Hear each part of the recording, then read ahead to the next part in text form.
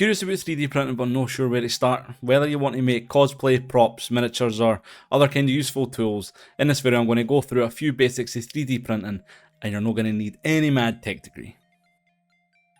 So 3D printing is a process of creating physical objects for digital models layer by layer.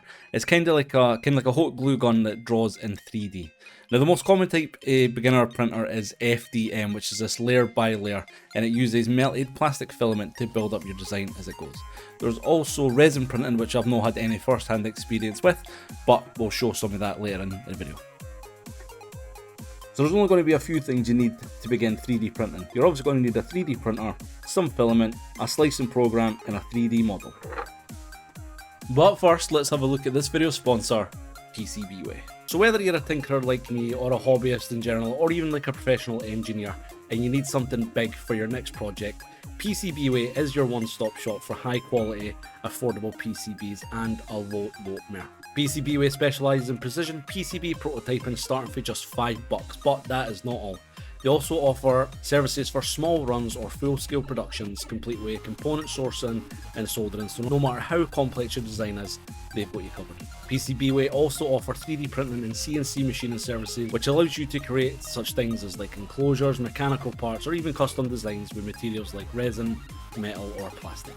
So if you need your project done fast, PCBWay has a lightning fast turnaround times with prototypes ready in as little as 24 hours. So join thousands of creators and engineers who trust PCBWay. Visit the link in the description down below and let's get stuck into this video. One of the big reasons why I love this hobby is when I got into it, I was just kind of initially making small bits for mods. So anytime I'd watch a mod video, they'd be like, oh, and this 3D printed part just slides in here and it makes everything so much easier. So that's the initial reason I wanted it. But then once I started kind of building masks and helmets and swords and all that stuff, it started like really clicking. Again, it's all for me, it was all kind of trial and error. I would print something off and the first couple of prints would be amazing, and then it would go to, and then I'd have to go through the whole settings again and then try and figure out what went wrong. Again, no realising that the machine, it does need fairly regular maintenance, just kind of cleaning, oiling, basically just making sure it's no dusty and it's in good working condition. But once I kind of got all these props and all these wee bits made and I started learning how to paint them properly, like to make them look legit, that's what got me big into it. Now when you get your 3D printer, you're going to have to set it up based on that manufacturer's process. They're all pretty much the same, they all need some basic assembly, they all need to have their beds leveled and make sure the adhesion's sorted and the extrusion everything's sorted. Then you're going to want to pick your filament. Now I print mostly now in kind of black or grey filament, that's just kind of personal preference because I've been doing a lot of kind of prop building, a lot of kind of helmet making, which eventually all gets sanded and painted over anyway. But when I make these kind of small miniatures, like these wee figures here, I use colour ones for these because I'm not really planning on painting.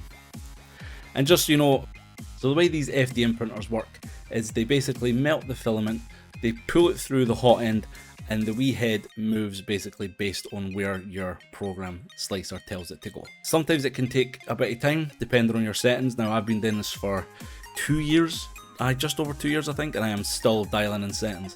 I have the Neptune 4 Pro now. Before that I had the Anycubic Neo, that was the first beginner one I had. It was kind of a small build one.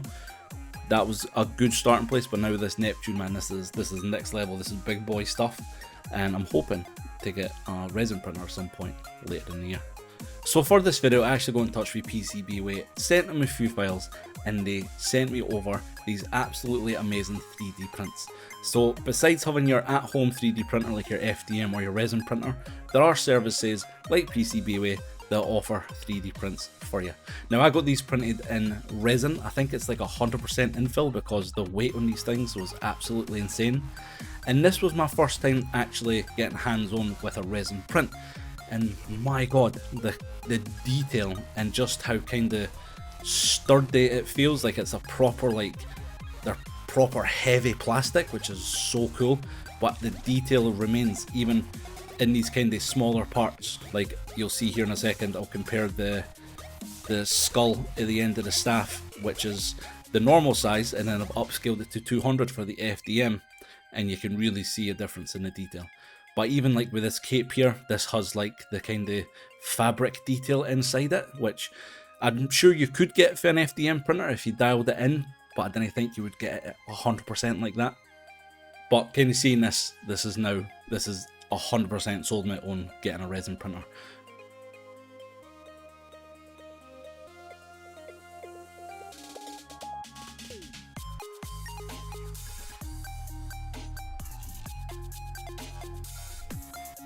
So this Skeletor, that's his name, Skeletor. Why does that not sound right?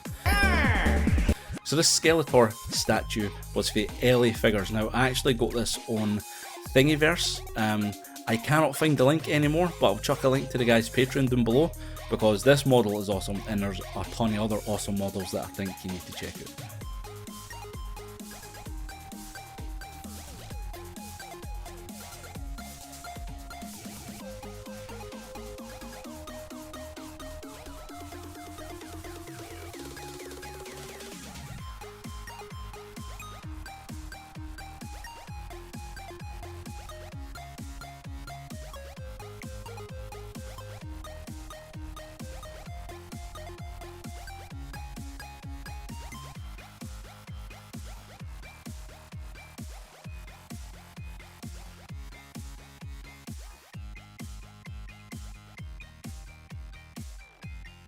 So that's where I'm going to leave it today, guys. This video has been absolutely amazing to do because I love talking about 3D printing and it's so much fun.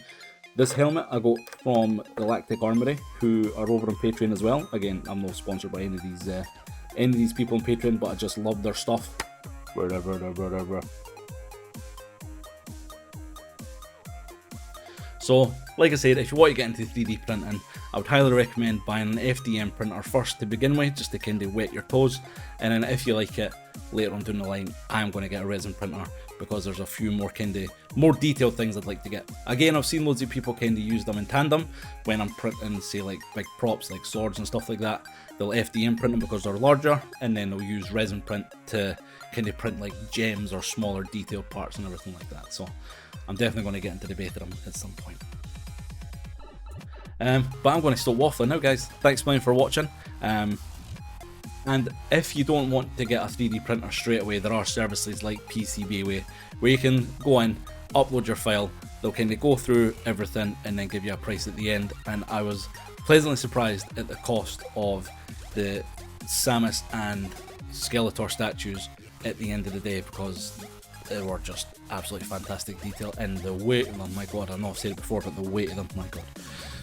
But I am going to leave it here, guys. Thanks a million for watching. If you get any 3D printing, let me know down below.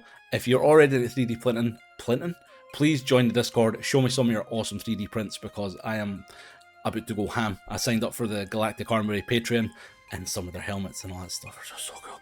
But that's going to be me, guys. Thanks for watching. Like, subscribe, comment, all that fun stuff, and happy printing. See you next one.